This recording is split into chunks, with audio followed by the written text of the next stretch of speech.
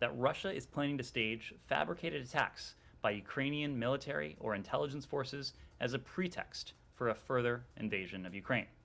One possible option the Russians are considering, and which we made public today, involves the production of a propaganda video, a video with graphic scenes of false explosions depicting corpses, crisis actors pretending to be mourners, and images of destroyed locations or military equipment, entirely fabricated by Russian intelligence. To be clear, the production of this propaganda video is one of a number of options that the Russian government is developing as a fake pretext to initiate and potentially justify military aggression against Ukraine. We don't know if Russia will necessarily use this or another option in the coming days. We are publicizing it now, however, in order to lay bare the extent of Russia's destabilizing actions towards Ukraine and to dissuade Russia from continuing this dangerous campaign and ultimately launching a military attack. Russia has signaled it's willing to continue diplomatic talks as a means to de-escalate, but actions such as these suggest otherwise. We will continue to diligently work together with our allies and partners to expose Russian disinformation and other hybrid tactics used against Ukraine. We continue to work to prevent any effort Moscow might make to justify further military action in Ukraine. We again urge Russia to stop its destructive and destabilizing disinformation campaign, to de-escalate tensions, and to engage in diplomacy and dialogue for a peaceful solution. Thank you. Thanks. Okay, well, that's quite a mouthful there. So you said actions such as these suggest otherwise, suggest meaning they suggest they're not interested in talks and they're going to go ahead with some kind of what action are you talking about? One, the actions I've just pointed to. The fact that Russia continues to engage in disinformation campaigns. You've made an allegation that they might do that. Have they actually done it?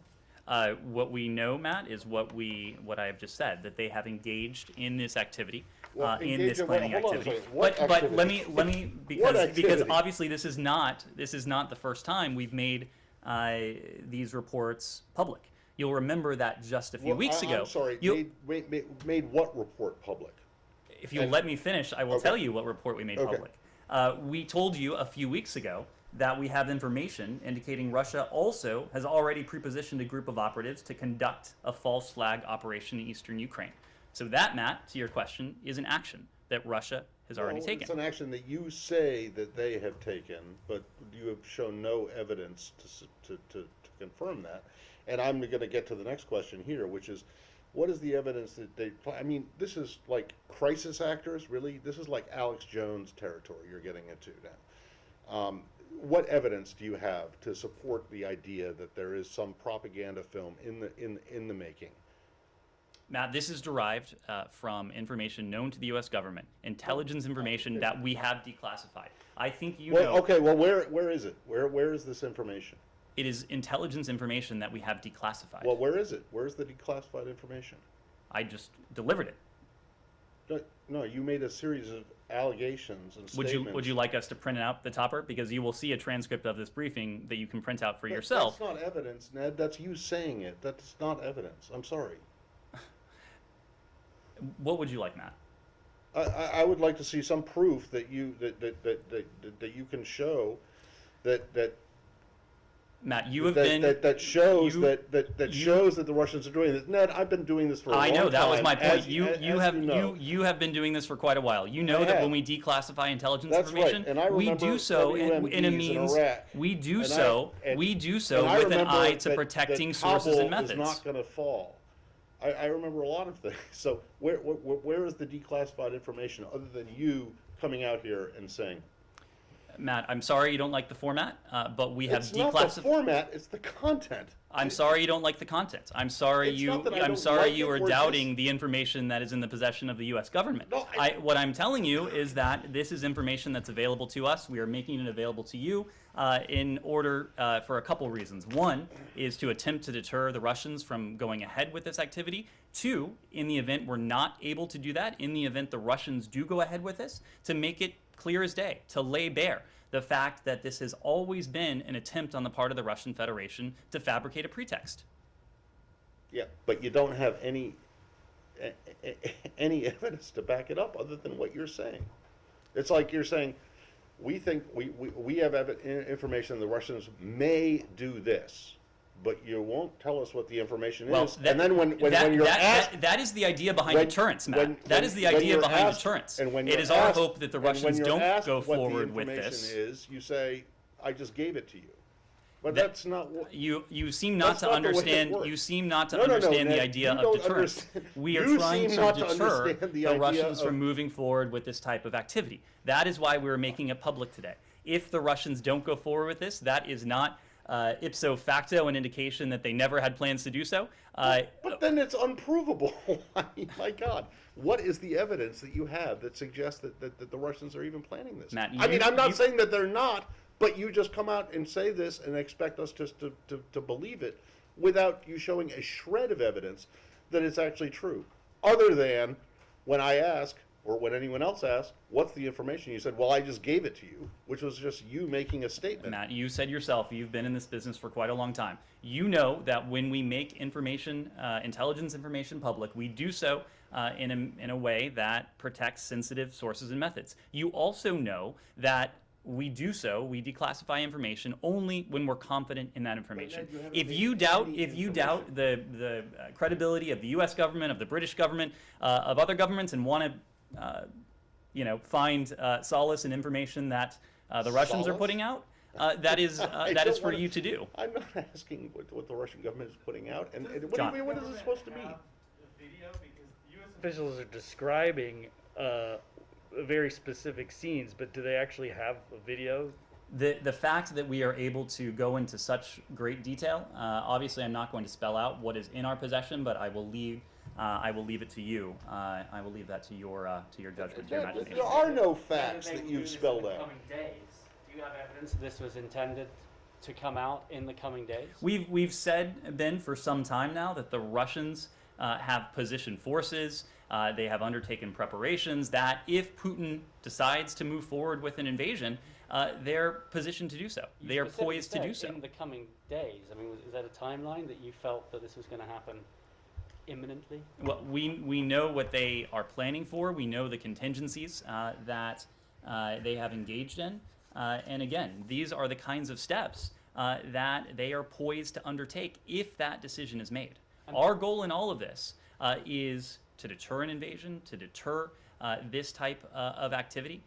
So we certainly hope it doesn't take place. We are making clear what we know so that in the event it does take place, it will be clear to the world what this actually was and what it was not. And the pre-positioned teams, when do you suggest they were pre-positioned? Are we going back months? I mean, or is this a more recent sort of deployment? Well, this was something that we made public several weeks ago now. So several weeks ago, we said that information available to us indicated that Russia had already pre-positioned a group of operatives to conduct a false flag operation in eastern Ukraine. Was it recent at that point? Because if they had come across just a few weeks ago, that would be a Russian aggression across the border, which you've warned time and time again would result in severe consequences. Ben, you know that the sort of hybrid activity that we've been pointing to, much of it has been going on since 2014. Obviously, we're very attuned to any Russian aggression against Ukraine that may take place in this atmosphere, given the heightened tensions.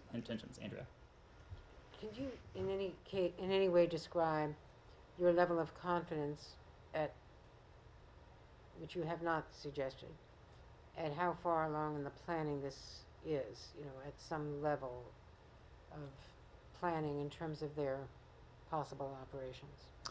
The facts, Andrea, that we are able to go into such detail, the fact that we are able to do that with confidence, because we would not be saying this otherwise, suggests that this is something that this planning, at least this contingency planning, is well underway. We wouldn't be making this information public were we not confident in the underlying details and confident in the allegations that we put forward. Is this in any way connected to the previous report, as another phase of the previous report?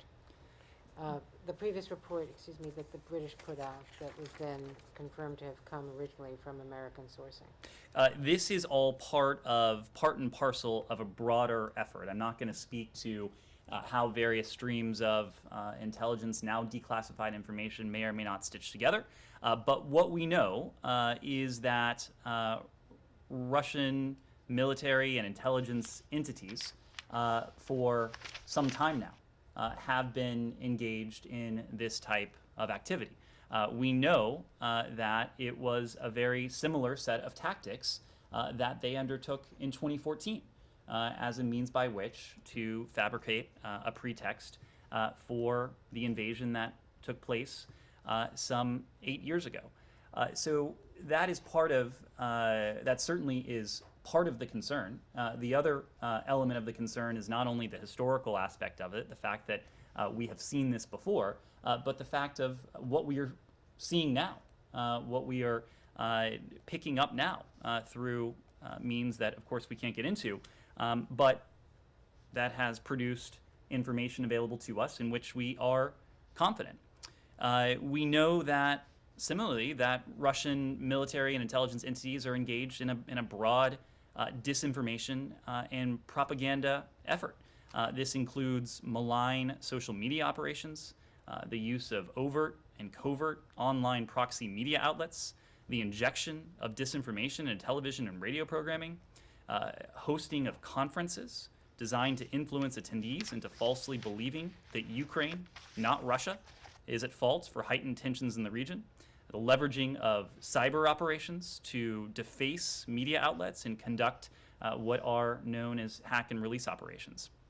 To give you one example, we know that Russia's Federal Security Service, or the FSB, directly tasks and influences proxy media outlets, for example, Newsfront, to publish content that denigrates Ukraine and falsely depicts it as the aggressor. Articles written by this and other outlets, as a result, have made their way not only to pro-Kremlin proxy outlets, but also official Russian state media outlets like RIA Novosti and others. You know that the other week we put out a great deal of information on Russia's disinformation and propaganda efforts. This has been long running, but we also know that this type of activity has accelerated in recent weeks, which further fuels our concern. To give you just one example, during December, a couple months ago, Russian language content on social media covering the narratives that we've talked about, the lie that Ukraine is the aggressor, the lie that it is Russia that is being threatened, increased to an average of nearly 3,500 posts per day. That was a 200% increase from the daily average just the month before. And it was the month before that we had seen a similarly large spike. So we are quite concerned by all of this. We're concerned by the specifics, but we're also concerned by the broader trends that to us are reminiscent in many ways, many disturbing ways, of what we saw in 2014 and what we fear we may be seeing a replay of now. With all of the diplomacy that is underway, Macron and others, as well as what the Secretary may be doing with Foreign Minister Lavrov, do you see a longer timeline? Because the White House notably did not use the word imminent in terms of an invasion. Has that perspective changed at all? So I think there's been some confusion around this because we've always been consistent that insofar as we know, Vladimir Putin has not made a final decision.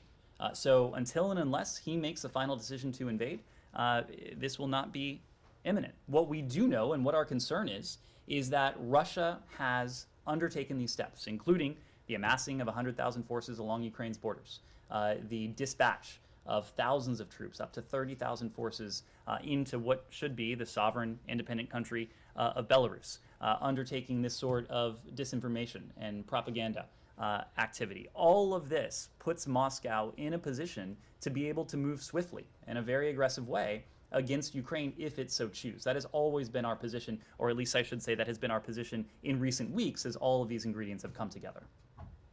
Simon.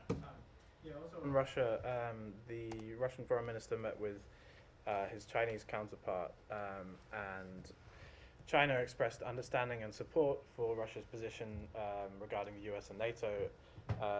They're talking about coordinated positions between China and Russia. Is this concerning to you that there is this kind of new alliance seeming to be forming in opposition to US policy interests around the world? I'd make 2 points. First, and this is something we discussed a few days ago, but Secretary Blinken had an opportunity to speak to Foreign Minister Wang of the PRC last week. And as part of that conversation, the Secretary and the Foreign Minister discussed the tensions that are the result of Moscow's needless provocations and military buildup, and the potential implications of a Russian incursion or invasion into Ukraine. This is an eventuality that poses risks not only to Ukraine, to Europe, to the United States, but well beyond that, including to the PRC. The global security and economic risks posed by further Russian aggression would be enormous, and they would have consequences not only on Ukraine, Europe, the transatlantic community, but on the PRC as well.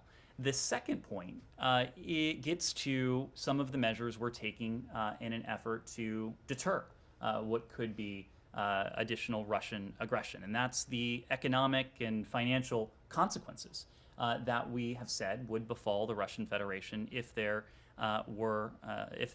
was to go forward. Similarly, those would be massive on the Kremlin. If Russia thinks that it will be in a position to make up some of those consequences, to mitigate some of those consequences by a closer relationship with the PRC, that is not the case. It will actually make the Russian economy in many ways more brittle. If you look at, for example, where the major inputs to foundational technologies come from, they still come from the West. If you deny yourself the ability to transact with the West, to import with the West from Europe, from the United States, you are going to significantly degrade your productive capacity and your innovative potential. Putin knows that this would be of massive consequence to his country and to his economy. A closer relationship with the PRC, a closer relationship between Russia and the PRC, is not going to make up for that. It is not going to account for that. One final point. We have, and when I say we, I mean collectively, the United States and our allies and partners, we have an array of tools that we can deploy. If we see foreign companies, including those in China, doing their best to backfill U.S. export control actions, to evade them, to get around them.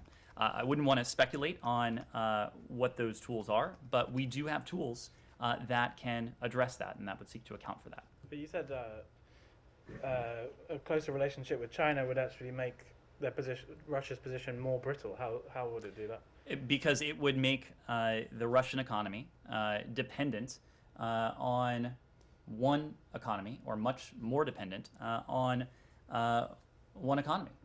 This is a recipe for catastrophe for the Russian economy. If Putin thinks that the measures we've talked about won't have the bite, won't have the consequences that we've warned about, and no partnership can account for the massive economic toll that we've talked about, given the financial tools that are available to us, the sanctions tools that are available to us, and the export control actions, among others, that we're in a position to take. But you said Secretary Blinken spoke to Foreign Minister Wang and tried to make this case, but it sounds like from what they've said today, they've not taken that on board. Are you concerned that the Chinese don't agree with what you're arguing here? I would leave it to the PRC to characterize their position. I think what you have heard publicly from the PRC, including in the context of the UN earlier this week, is that the PRC like us, like just about every other country around the world, would prefer to see a diplomatic solution to the crisis that Russia has needlessly provoked. Yeah, before we leave Ukraine, when was the last time the Secretary spoke to the foreign minister, the Ukrainian foreign minister? To the Ukrainian foreign minister, it has been, he spoke to him just after we left Geneva. That was 10 days ago. Okay, but not since not this week, in other words. I'm not aware of a call this week, but we do regularly engage with our Ukrainian counterparts. All right, and then one last thing. Like, I'm not buying into Russian propaganda, but I'm also not going to buy into I'm not asking you an to... accusation. Yes, you are. You're saying the proof is that I just said it. So let me just appeal to you on behalf of all of us, and the American people, and the people of the world, and the Russian people, and the Ukrainian people. One piece of evidence to suggest that the Russians are planning to use crisis actors to stage a false mass casualty event to use as a pretext. Just one piece, okay?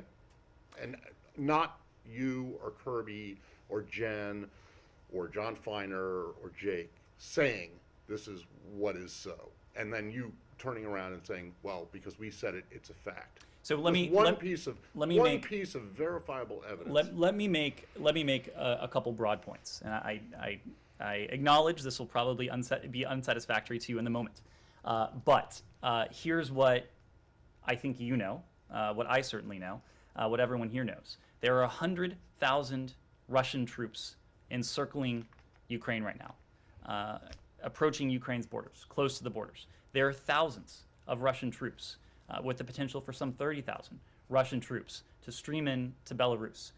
All of these forces are positioned, could well be positioned, if Putin makes that decision, to engage on Ukraine in a coordinated assault.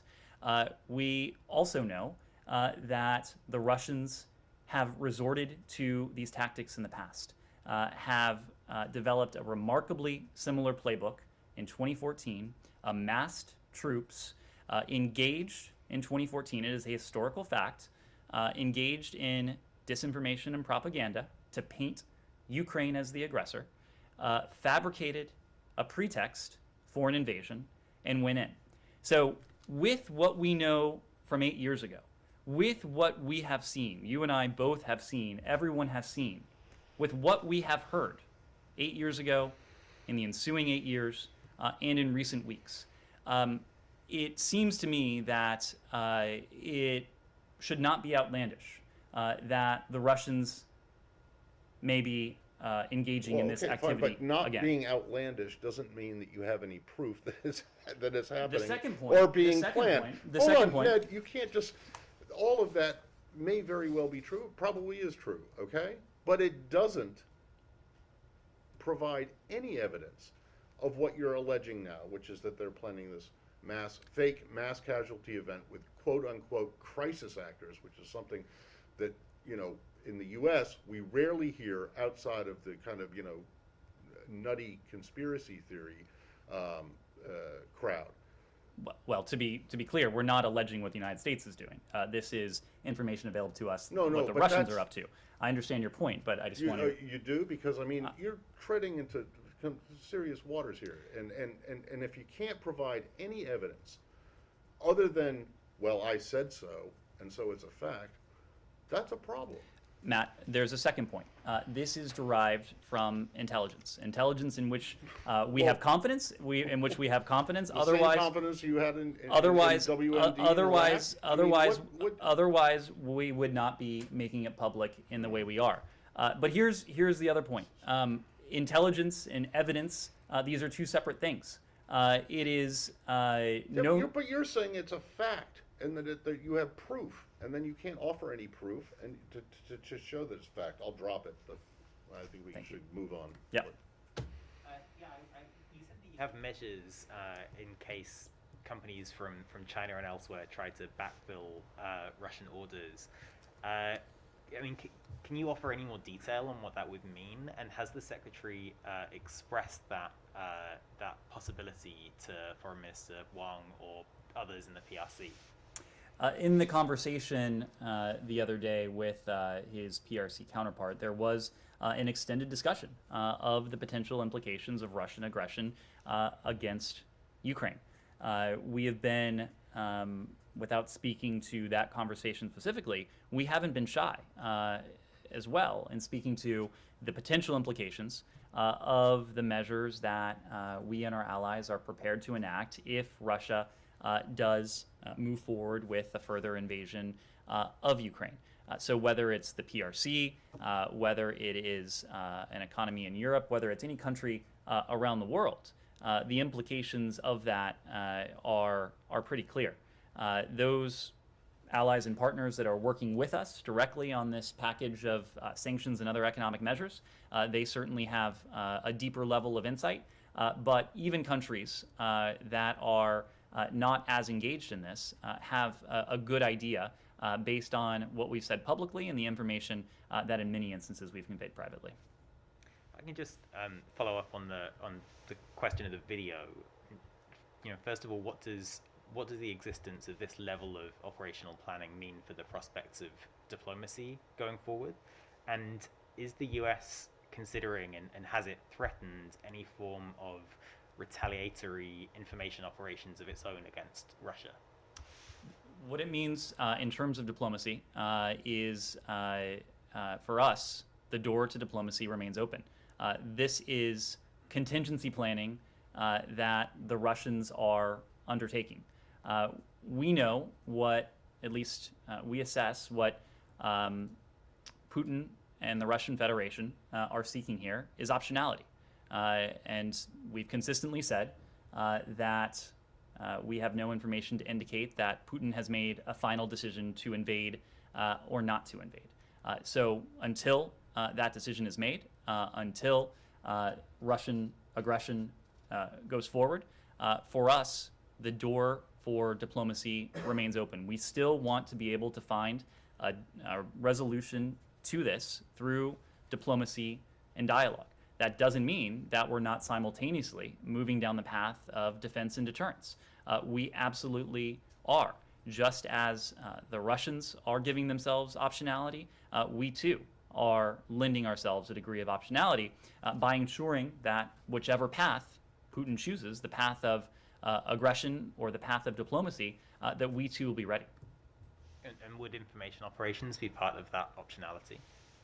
Look, I'm not going to speak to that. I think as a general matter, we have made the point that the best antidote to disinformation, the best antidote to information, to propaganda, is information.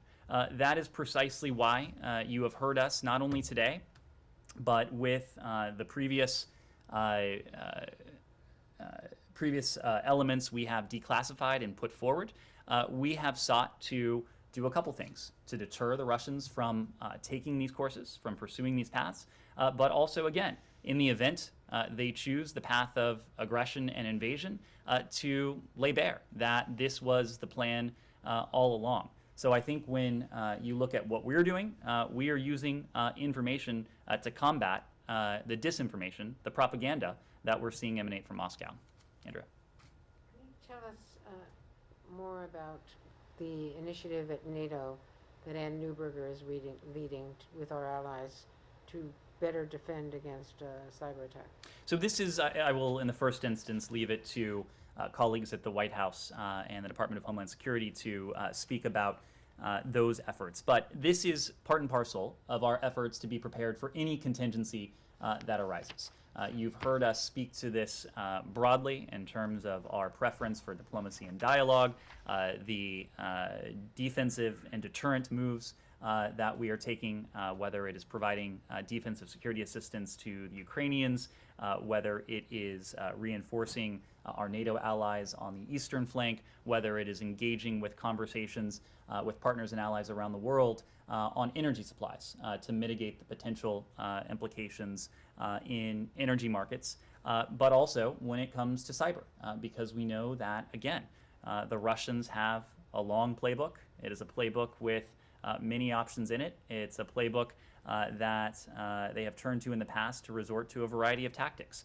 We know that cyber has been one of those tactics. They've deployed it against Ukraine. They've deployed it against countries much further afield, including the United States. So it is only prudent for us to be prepared for an eventuality in which the Russians once again reach for this tactic.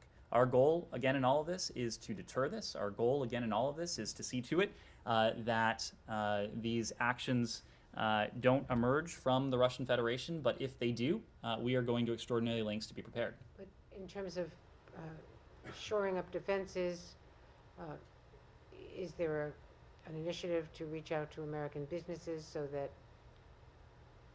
if there is malware, it doesn't quickly move through the supply chain? I mean, I will allow the White House and DHS and CISA and others to speak to this, but public-private partnership is really at the heart of our efforts to defend, to harden networks against cyber attacks. We know that this is something that the federal government alone cannot do. We have known that for some time. I think if you speak to my colleagues in these other departments and agencies, you will hear a great emphasis on the role of public-private partnerships. Yes? One more about the video. When did you get this intelligence? Is this brand new, or is this something that you've known about for some time? Again, I think this comes in the context of the escalating tensions. This comes in the context of our concerns for potential renewed Russian... Since the last announcement of the false flag operation, is it since then? So I'm not in a position to offer additional detail on what is still intelligence-derived information. What I can say is that this information was acquired in the context of the escalating tensions, and that is a cause of our profound and growing concern. Yes, sir. Let me change the subject to Yemen. Today, Senate Minority Leader Mitch McConnell said that he asked Biden administration to put more pressure on Houthis to stop the next attack. In terms of this pressure, you have talked about sanctioning top leaders, Houthi top leaders, and then you said that Biden administration is reconsidering redesignating the group as a terrorist group. Can you update us on both aspects of this, and also, if that possible, to connect that to what has been happening in Vienna, because he pinpointed that Iran basically is responsible for the latest 2 ballistic missiles were launched to Abu Dhabi. So in terms of the Houthis, I don't have an update for you in terms of the review of their status. As you know, the president in his press conference last month said that the decision was under consideration. Obviously, I don't want to get ahead of those of any such policy deliberations. Nevertheless, that doesn't stop us from holding Houthi leaders accountable for these types of attacks. And we're not going to relent in using all appropriate tools, including sanctions and designations of Houthi leaders and of entities who are involved in military offensives that are threatening civilians and regional stability, that perpetuate the conflict against those who commit human rights abuses or violate international humanitarian law, or those who exacerbate the humanitarian crisis or seek to profit from the suffering of the Yemeni people. And we know that there are Houthi leaders who have done precisely those things. We have held many such Houthi leaders to account using these authorities, and again, we're not going to relent in doing so. At the same time, we do remain committed to doing all we can, as effectively as we can, to address the humanitarian emergency that continues to afflict Yemen. This is a country where, according to most estimates and many analyses, the site of the world's largest humanitarian catastrophe. More than 16 million Yemenis are suffering from food insecurity. And so as we seek to engage in diplomacy to bring about an end to the civil war, because we know a diplomatic resolution to the civil war will be the best antidote to the levels of instability, levels of violence, the humanitarian catastrophe. We are continuing to do all we can in the interim to provide and to encourage the world to raise its ambition to provide for the long-suffering Yemeni people. What's going on in Vienna is squarely focused on one thing and one thing only, and that is Iran's nuclear program. Iran, as you know, poses a range of challenges to the United States, to our partners and allies in the region and beyond.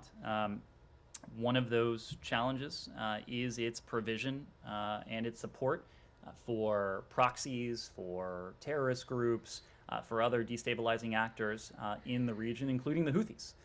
And so we are focused on that. We are focused on that using a number of tools. What we're focused on in Vienna is bringing about, once again, seeing if we can bring about, once again, a nuclear deal that imposes permanent and verifiable limits on Iran's nuclear program and that verifiably prevents Iran from obtaining a nuclear weapon. Yes? Just staying on Yemen for a second.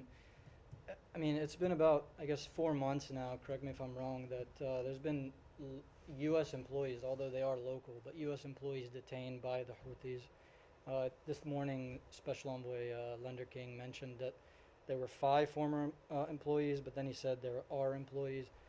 We haven't had any really clarity on how many are detained, what's the status on that. I mean, it sends a pretty strong signal to anybody that would like to work for a U.S. embassy abroad that it's been almost 4 months and the U.S. hasn't been able to get these guys and girls out.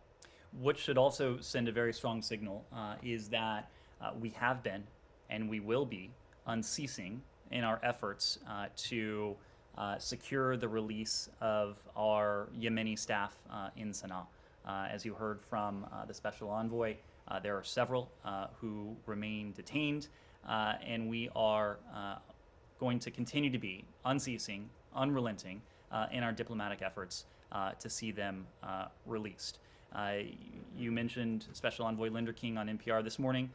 He also noted the fact that the Houthis continue to hold these individuals, our local Yemeni staff as well as UN local staff. It is an indication to us that the Houthis, haven't quite made the determination to make peace. They have not quite made the determination to the path of diplomacy.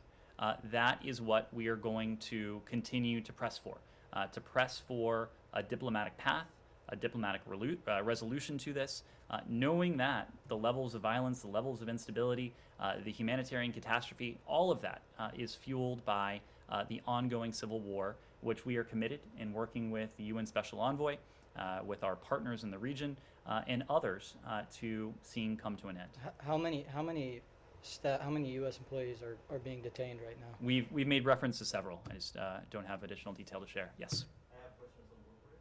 Sure. Okay. So last month you said that you have a number of tools in your arsenal.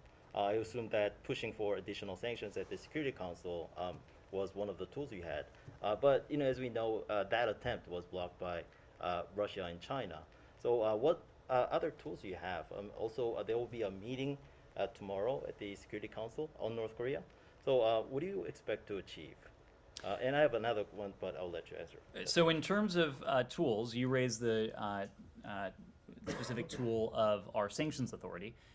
Last month, in January, we imposed sanctions on 8 DPRK-linked individuals and entities for supporting the DPRK's weapons of mass destruction and ballistic missile-related programs. We are continuing, and we have continued to be in touch with our allies and partners on, as well as the UN, on further steps that can be taken. I think you know that Special Representative Kim has recently engaged his Japanese and ROK counterparts on this very question. Linda Thomas Greenfield, our ambassador to the UN, you've heard from her that she is deeply engaged on the challenge and the threat to international peace and security that the DPRK poses in New York at the UN. But all the while, another important tool is our diplomatic efforts. And right now, even as we have made clear, we have no hostile intent. We are open to diplomacy. We have not yet received an affirmative response from the DPRK, but that has not stopped us from continuing to coordinate closely with the ROK, with Japan, with other partners and allies in the Indo-Pacific and beyond to find ways to promote our objective of the complete denuclearization of the Korean Peninsula. Just on that, are you prepared to talk about the next interactions that there might be between the Secretary and his Japanese and Korean counterparts on that? I'm not at the moment, but I suspect, given that Okay. He just spoke to. I know he spoke to the Japanese, and Wendy has been in touch with her people, and Sung Kim has been in touch with her counterparts. That's and, right. There were and there's this council conversations by meeting. the Secretary just. But you just would yesterday. expect, would you say that perhaps within the next week that there would be additional discussions? I don't know why you would pick that time frame, but it's Well, very possible. Next couple days. Sure. Yes. Also, the U.S. has been releasing joint statements condemning North Korea with 5 or 6 countries. But I wonder why only these, 5 to 6 countries. I mean, Japan, for example, which is not a Security Council member, but they joined, but not South Korea. And among Security Council members, India, Mexico, and Norway did not join the statement. So does this mean that you need to rebuild the diplomatic coalition when responding to North Korea? Look, I would leave it to individual countries to describe their decision to sign on or not to various multilateral statements that have emanated on the challenge of North Korea. We know that North Korea's ballistic missile program, its nuclear weapons program, it poses a threat not only to our deployed forces in the region, not only to our regional allies, but beyond that. It poses a threat to international peace and security, and its provocations are broadly destabilizing. And so we know that countries around the world share our concern. We've heard that publicly. We have also heard that privately as well. I think our approach is distinguished from the previous administration's approach in a number of ways. I think one of those ways is our focus on working closely with partners and allies. And so this is work that we began in earnest in the very outset of this administration. I think it's work against which we've made good progress. But we're continuing to engage day in, day out with allies, with partners, with a broad coalition of countries in an effort to promote our overriding objective, and that's the complete denuclearization of the Korean Peninsula. Okay, lastly, this question is from my colleagues from VOA Turkish service. A Ukrainian defense minister said that Turkey and Ukraine will press ahead with a plan to build drones in Ukraine. Is the Biden administration concerned about the sale and use of Turkish drones in the region?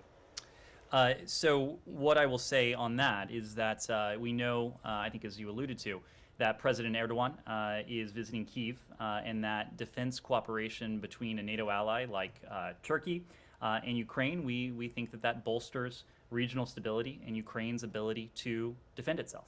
As you know, we ourselves have provided unprecedented levels of defensive security assistance to Ukraine. We've authorized our NATO allies to provide U.S. origin equipment to our Ukrainian partners, and we broadly encourage partners and allies to provide security assistance to Ukraine to resist further Russian aggression and to deter a potential Russian invasion.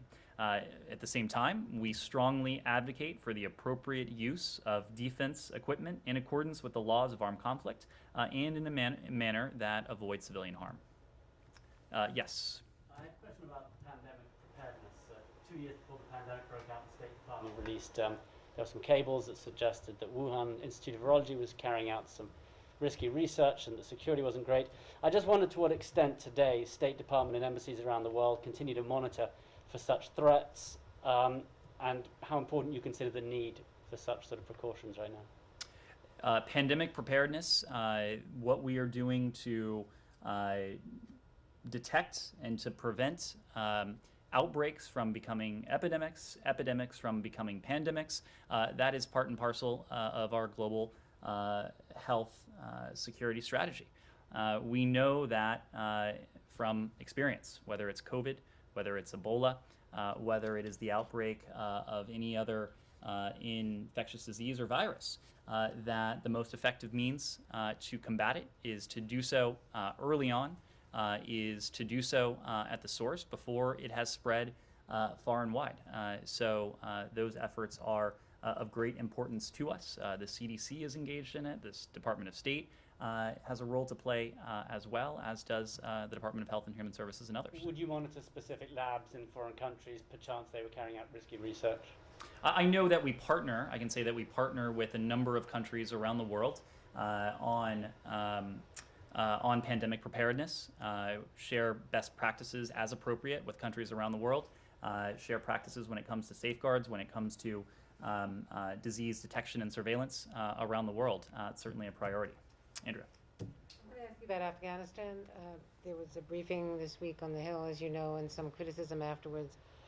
There is a Senate Republican report that Senator Risch put out, which is broadly critical of the evacuation and the planning. Let me posit that you successfully evacuated 120,000 people after the fall of Kabul, which is an extraordinary number. So I'm putting that out there, okay? But we've since seen the George Packer reporting in the Atlantic, as well as the Axios deputies' notes from an August 14th deputies meeting at the White House, which is the day, only hours before Kabul fell that night. So let me ask you about, how late the planning was done, because from quotes from that memo, which no one has denied, the planning was just starting to get Afghan translators out, local embassy personnel out, highly vulnerable Afghan civil society leaders, the document reads in part. Embassy Kabul will notify LES, locally employed staff, to begin to register their interest in relocation to the United States and begin to prepare immediately for departure. Well, we know that locally employed staff were not notified when the embassy shut down and the other staff were evacuated. Kabul fell that very night. Why wasn't that done sooner as well? Another quote, all departments and agencies will transmit their priority populations to be considered for relocation as P1/P2 referrals. That's very early on, at the very last moment. And the question is, with the planning, with the deadline approaching from the spring on, why wasn't there, despite the COVID outbreak in Kabul embassy, why wasn't there more planning, outsourcing some of that paperwork for SIVs, P1 and P2s? Why weren't P1 and P2 categories established earlier? Why was it done so close to when it was impossible to get these others out, many of whom are still there? Okay, so there's a lot in that question. There's a lot in that report that we would take issue with. Let me start by saying that no single document, I'm not going to speak to the specifics of a purportedly leaked document, but no single document is reflective of the totality of months and months of work and planning on any issue. I'm sorry, but it says begin to query the population of locally employed staff. It doesn't say we've been doing this. All of these quotes refer to initiating the planning. So that is not an accurate rendition of what happened. These are quotes. And no one has denied the legitimacy. Let me give you some context as to what did happen. And in order to do that, you really have to back up to January of last year. We, as you know, and I think you alluded to, You inherited nothing. we inherited. You said nothing, but yes, it was a program, an SIV program, that had been, in many ways, intentionally starved. It was a program that was basically at a standstill. It was a program that had not conducted a single interview in Kabul since March of the previous year, March of 2020. After taking office, we surged resources and staff in order to issue nearly 8,400 SIVs in the first year of this administration. And since August 30th, since the end of the U.S. military mission, we have brought about 3,500 U.S. citizens, lawful permanent residents, and SIV holders and their immediate families out of Afghanistan. We are prepared to bring out thousands more this year as operational and security conditions permit in collaboration with our partners. You also referenced this, but of the 124,000 individuals These were U.S. citizens, these were Afghans, these are other foreign nationals that we successfully evacuated and relocated out of Afghanistan. More than 76,000 Afghans have already arrived in the United States to be resettled. We, of course, as you heard me say before, continue to work expeditiously to bring more Afghans out and to welcome more of our Afghan allies and their families to their new lives here in the United States. When the last administration freed thousands of Taliban fighters, undermined the Afghan government, withdrew troops with no plan as to what to do next, and dismantled our refugee programs and starved, in some ways, this SIV program, I don't recall hearing much criticism of that. When we took office, as I alluded to, we got to work rebuilding the refugee resettlement program that had been starved of resources, to revitalize the SIV program that had gone some 300 days without a single interview in Kabul. And we began contingency planning for a number of scenarios. It was not by accident, Andrea, that we were able to evacuate these 124,000 individuals from Kabul in the span of a couple weeks in August, including the tens of thousands of Afghans, not to mention our own citizens, lawful permanent residents, and third country nationals.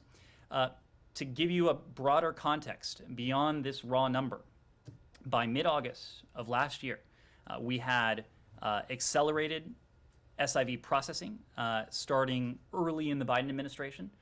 March of 2021, we were doing about 100, we were processing about 100 SIVs per week. By August, some 6 or so months later, it was 1,000. And I think that gives you a flavor of the resources and the resources we surged and the priority we attached to it. Do you think that's enough? Andrea, we would always like to do more, but as you know, this is a statutorily defined, meaning defined by Congress, program that has 14 laborious steps, 14 steps that are time-consuming, and it is a program that was never designed to take place in the context of an evacuation. So of course, we would like to accelerate that further. But we've always had to operate within the statutorily defined, that is to say, congressionally mandated requirements. Second, we pre-positioned military assets that ultimately allowed us to secure and operate Kabul's airport and facilitate these 100,000, 120,000 plus evacuations by August 31st. We did so under extraordinarily challenging circumstances. Third, and this is something where this building took the lead, we swiftly and nimbly built a network of almost 24 locations around the world that hosted tens of thousands of Afghan guests while we ensured that they were appropriately vetted and that they did not and would not pose a threat to American communities before they were resettled in the United States. In the early summer, before all of this, before the evacuation, we launched Operation Allies Refuge. And we worked with Congress to pass legislation that gave us much needed authorities to quickly relocate our Afghan allies. So we did all of this. Of the 120,000 individuals, about 10,000 were U.S. citizens, lawful permanent residents, and SIV holders. In September and August, we built the capacity and have since welcomed the tens of thousands of Afghan refugees to their new homes. None of this happened by accident. None of this would have happened if, as certain documents, certain reports suggest, this all started in August or this all took place in the summer. So why was the memo written that way if they weren't being launched as of this I can't speak to why one memo of presumably thousands and thousands of documents that this administration produced on Afghanistan in our first 7 months in office. It was one memo on the day Kabul fell. It's of a deputies meeting at the White House in the sit room. Andrea, again, I'm not in a position to comment on a specific leaked document, but no document can tell the full comprehensive story of what we did, what we were able to do.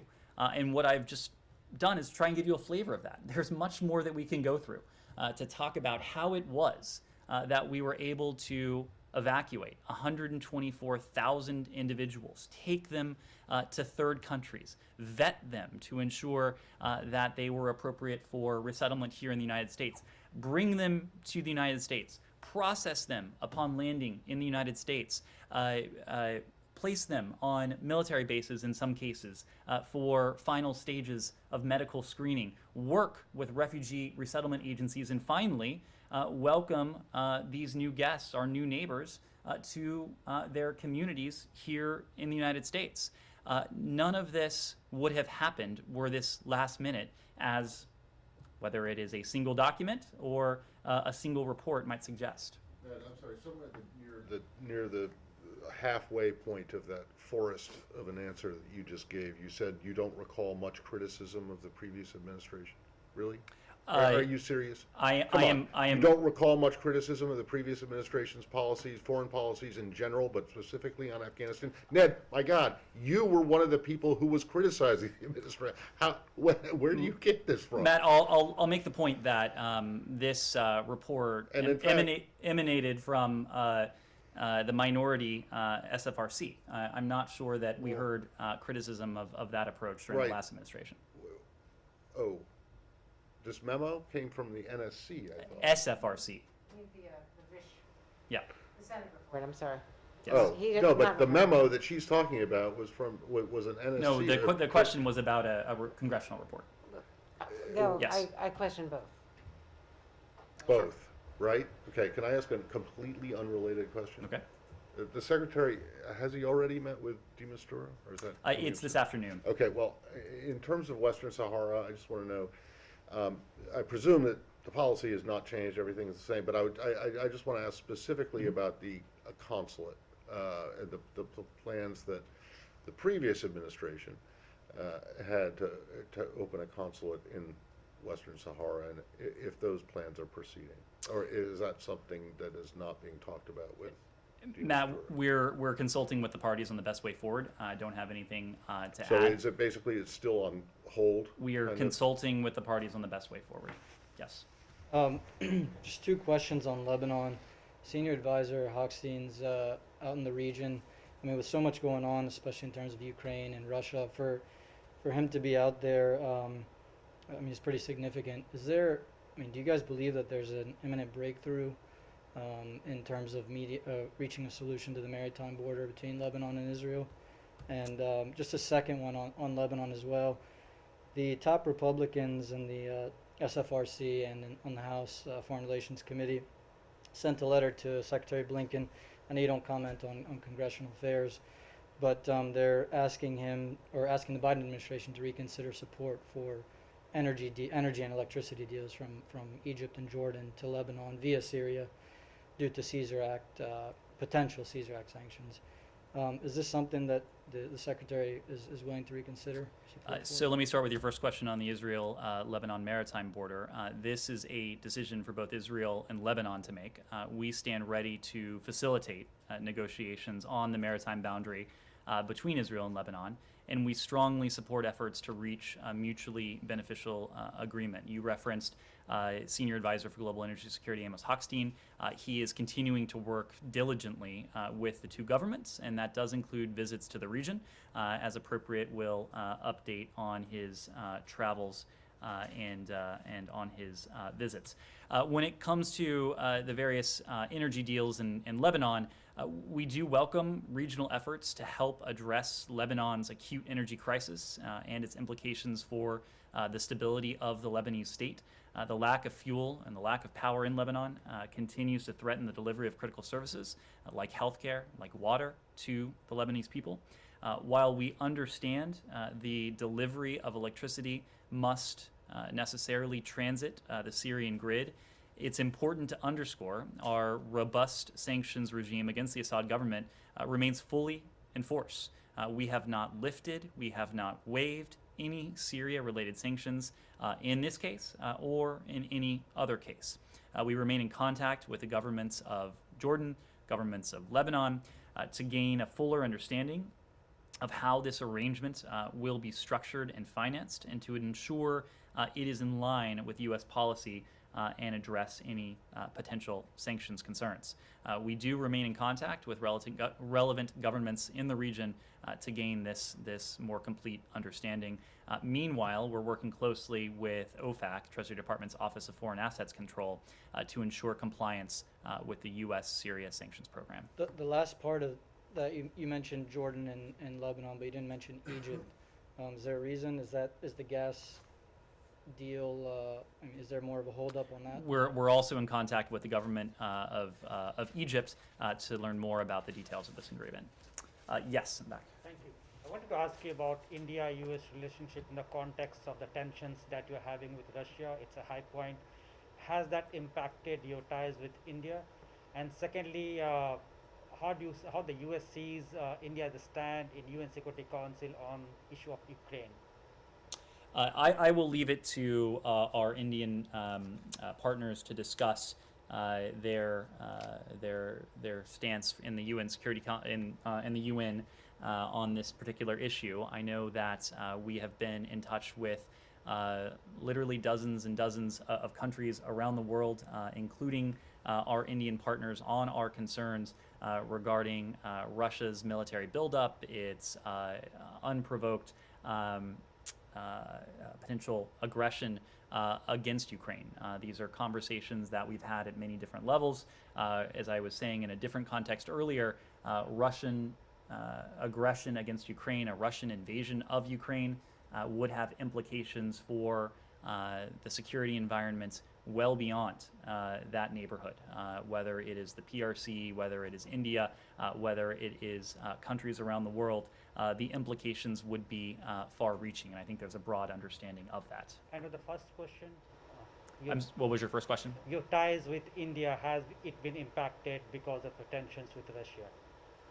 No, we have a relationship with India that stands on its own, merits. Can I ask one more? You must have seen the Beijing Olympics, in which they used a soldier who was engaged in on the border clash with India. There have been few senators who have raised objections to it. How do you see that? I'm sorry. Could you repeat that? A Chinese soldier who was engaged in border clashes with India last year, in recent past, was part of the inaugural ceremony in Beijing's Olympics. When it comes to the broader issue of India-China border situation, we continue to support direct dialogue and peaceful resolution of the border disputes. We've previously voiced our concerns of Beijing's pattern of ongoing attempts to intimidate its neighbors. As we always do, we stand with friends, we stand with partners and allies to advance our shared prosperity, security, and values in the Indo-Pacific. Final questions on? Thank you. Yeah, Orlando, you had the Secretary met Burmese pro-democracy activists today. Could you tell us whether the National Unity Government was involved in that meeting? We'll have a readout for you of that session. We're just not going to be in a position, as we usually are not, to detail the identity of these individuals. Many of them have concerns for their own privacy, potentially for their own security, so we're just not able to go into the participants. The description of them as pro-democracy activists, is that intended to distinguish them from the shadow government, the National Unity Government? These are individuals who have worked in different ways to attempt to place Burma back on the path to a democratic transition. Thank you all.